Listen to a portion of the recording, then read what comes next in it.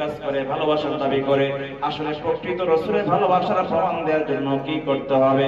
আল্লাহর নবী সাল্লাল্লাহু আলাইহি ওয়াসাল্লাম বলেন, ইদা আহবাবতা বিহুব্বিহি ওয়া আবগাদতা বিবুগদিহি ওয়া বালাইতা বিবালায়াতিহি ওয়া আদাইতা বিআদাওয়াতিহি ওয়াত্তাবা'তা সুন্নাতাহু ওয়া আতা'তা তরিকাতাহু।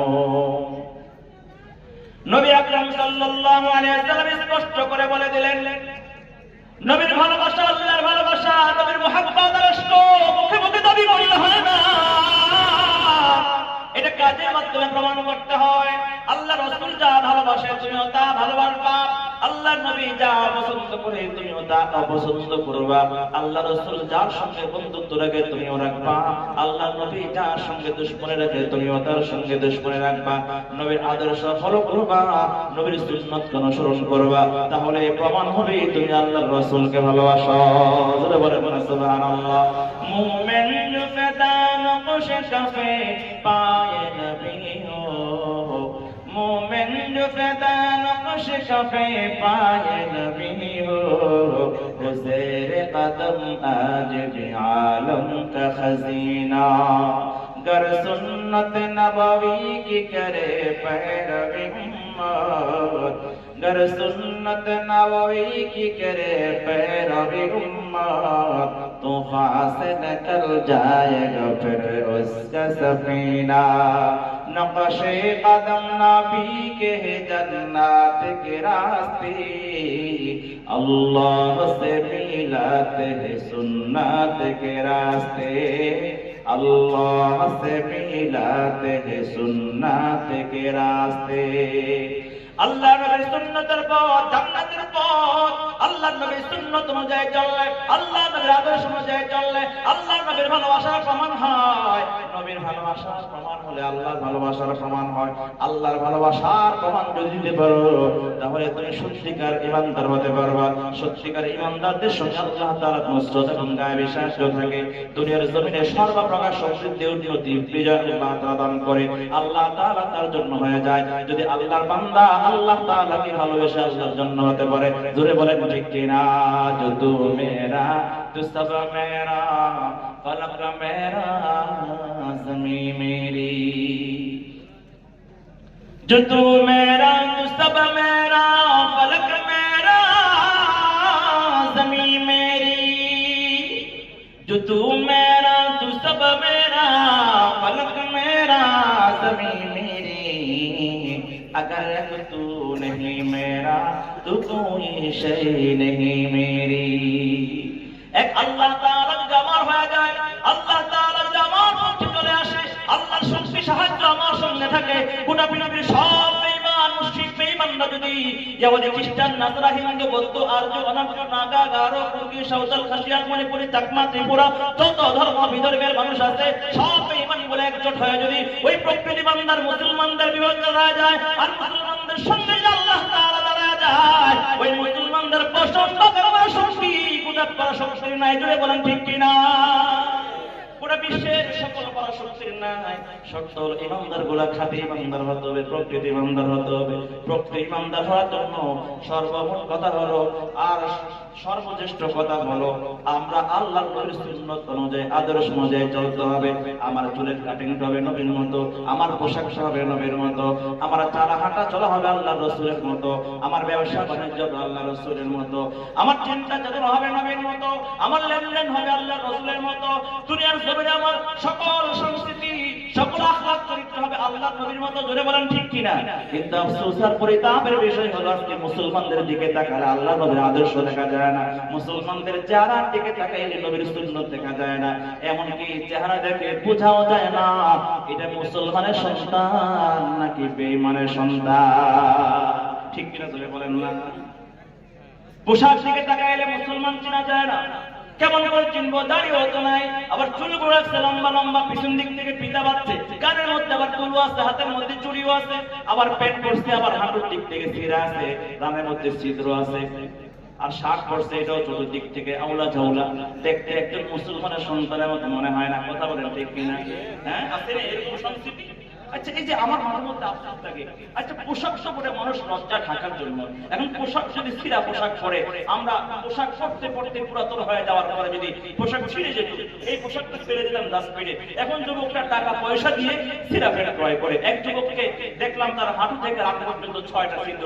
বললাম কি রে বাবা, তোমার বাবাকে টাকা পয়সা নেই, এই ছিঁড়া প্যান্ট কেন ক্রয় করেছো? বলে হুজুর এটা ছিঁড়া প্যান্ট না, টাকা পয়সা কম দেখে না, বরং এই ছিঁড়া প্যান্টের দাম আরো বেশি। কারণ এই যে আপনি ছিদ্রগুলো দেখতেছেন, এগুলো সাধারণ কোনো ছিদ্র নয়, মারা নয়, এটা হচ্ছে বুলেট হোল, গুলি করে ছিদ্র করা হয়েছে, এই জন্য দাম আরো বেশি, 6000 টাকা। নাউজুবিল্লাহ বলে। মুসলমানদের পোশাক এটাকে পশ্চিমাদের পোশাক, এটাকে মুসলমানদের ফ্যাশন নাকি পশ্চিমাদের ফ্যাশন? কথা বলেন না কেন? গলায় চেন পরা, সোনার অলংকার পরা, কানে দুল পরা, হাতে চুড়ি পরা, এটাকে মুসলমানদের ফ্যাশন নাকি পশ্চিমাদের ফ্যাশন? শাহরুখ খান, সালমান খানের সঙ্গে তাল মিলিয়ে, নেইমার মেসির সঙ্গে তাল মিলিয়ে যুবকরা তোমরা পোশাক পরো, চুলের কাটিং করো, জীবন যাপন করো, মনে রাখবা তাদের সঙ্গে তোমার সাদৃশ্য থাকলে তাদের সঙ্গে হাসর হবে। আল মারউ মা মান আহাব্বা, তার সঙ্গে যার ভালোবাসার সম্পর্ক, তার সঙ্গে তার হাসর। মানুষ যাকে অনুসরণ করে তার সঙ্গে তার হাসর হবে। নাউজুবিল্লাহ জোরে বলেন না।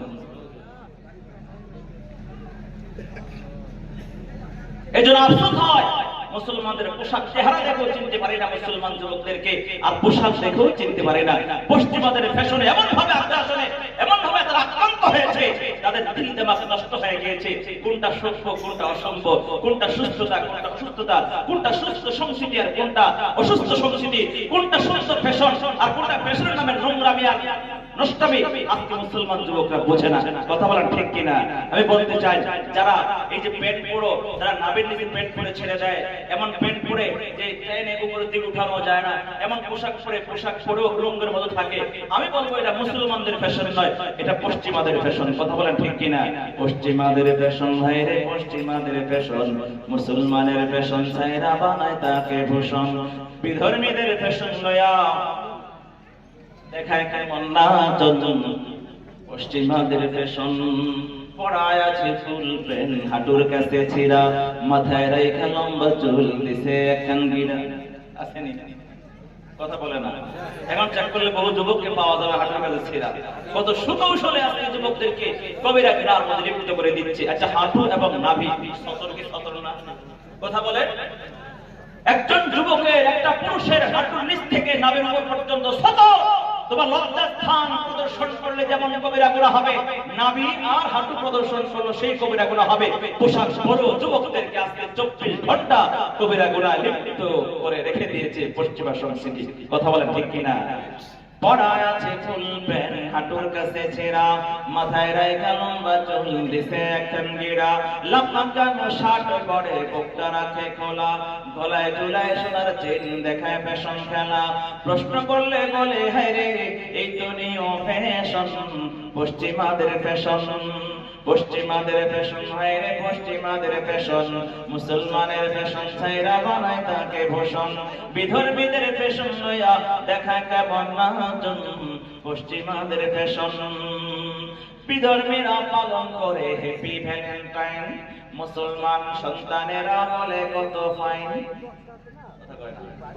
আসেনি হ্যাপি ভ্যালেন্টাইন, ভালোবাসা দিবস? এই তো কালকে পহেলা ফেব্রুয়ারি, 14ই ফেব্রুয়ারি ভালোবাসা দিবসের নামে কত যুবক যুবতীর অপরাধে লিপ্ত হয়ে যাবে। কথা বলার ঠিক ঠিক না? আরে মুসলমানের সন্তান ভালোবাসা দিবস কিসের আবার? একজন মুসলমান তো ভালোবাসবে আল্লাহকে, আল্লাহ রাসূলকে, ইসলামকে, কোরআনকে, মসজিদকে, দিনকে, জলসাকে। একজন মুমিন মুসলমান 24 ঘন্টা পুরা জিন্দেগি জন্ম থেকে মৃত্যু পর্যন্ত আল্লাহ রাসূলকে, আল্লাহর নবীকে ভালোবাসবে, আর কাউকে নয়, বাসলো আল্লাহর জন্য ভালোবাসবে। ঠিক কিনা যদি বলে? এছাড়া সব ভালোবাসাবাসী সব অবৈধ। বিধর্মীরা পালন করে হ্যাপি ভ্যালেন্টাইন, মুসলমান সন্তানেরা বলে কত ফাইন। 35 নাইটের মাঝে মদের বোতল নিয়া, মাতাল হইয়া তার খাম্বা ধইরা বলে প্রিয়া।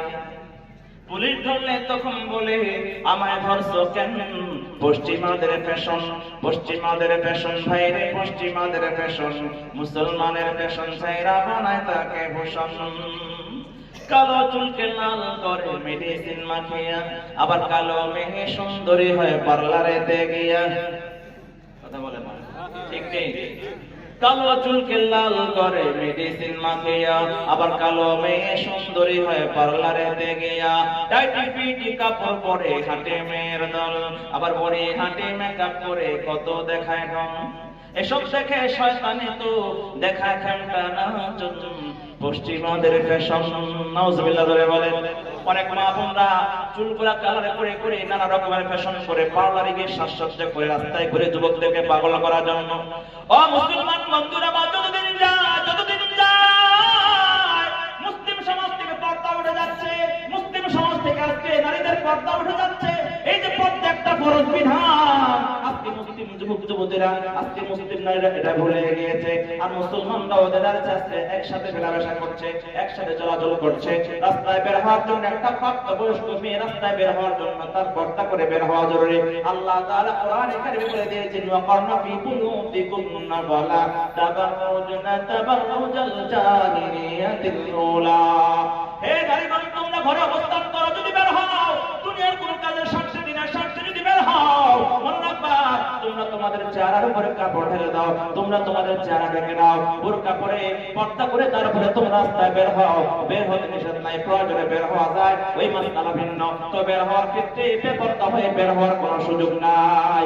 আর এখন তোমাদের মা বোনরা হয়ে গেছে বের হওয়ার পর্দা বলে আমাদের সাজসজ্জা করে বের হয়, পার্লারে গিয়ে সাজে, টাকা পয়সা খরচ করে সাজে, বের হওয়ার জন্য, কোন পার্টিতে যাওয়ার জন্য, বিয়ের অনুষ্ঠানে যাওয়ার জন্য, মুসলমান অনুষ্ঠানের জন্য, জলসায় যাওয়ার জন্য সাজগোজ করে বের হয়। অথচ একজন প্রাপ্তবয়স্ক নারীর জন্য, একটা বিবাহিত নারীর জন্য শুধু স্বামীর জন্য সাজগোজ করবে, আর পৃথিবীর কাহার জন্য সাজগোজ করা তার জন্য বৈধ নয়। ও মুসলমান বন্ধুরা আমার, এটা অফ হয়ে গেল কেন? ও মুসলমান বন্ধুরা আমার, এই সাজগোজের মাসআলা কয়েকটা বলে দিই। মাদ্রাসা, মহিলা মাদ্রাসার পক্ষ থেকে মাহফিল যেহেতু আমি জানি, দেখেছি চতুর্দিকে অসংখ্য মা বোনরা আজকে জলসা শোনার জন্য এসেছেন। এই কথাগুলো সবাই সব জায়গায় বলবে না। এই হক কথাগুলো শুনতে বড় তিক্ত লাগবে। তিক্ত হলো মনোযোগ সহকারে শুনবেন, বোঝার চেষ্টা করবেন, কষ্ট পাবেন না। কষ্ট পেলেও হজম করবেন, কারণ সত্য কথা একটু শুনতে তিক্তই লাগে। ঠিক কিনা জোরে বলবেন? সত্য কথা তিতা তিতা লাগে, হক কথা কি লাগে? তিতা তিতা লাগে। অতএব তিতার কষ্ট সহ্য করবেন তো নাকি ভাগবেন? কথা বলে না। যদি এই হক কথা শোনার কষ্ট সহ্য করতে না পারেন, সামান্য কষ্ট সহ্য করার, ধারণ করার শক্তি ক্ষমতা না রাখেন, তাহলে ঈমান নিয়ে কবরে যাওয়া যাবে না, ঈমান নিয়ে কবরে যাওয়া যাবে না, ইসলাম নিয়ে কবরে যাওয়া যাবে না। দুইজন স্বামী স্ত্রী দুজন চাকরি করে, স্বামী বেতন পায় 30,000, স্বামী বেতন পায় 20,000, স্ত্রী বেতন পায় 30,000। কত হলো? 50,000।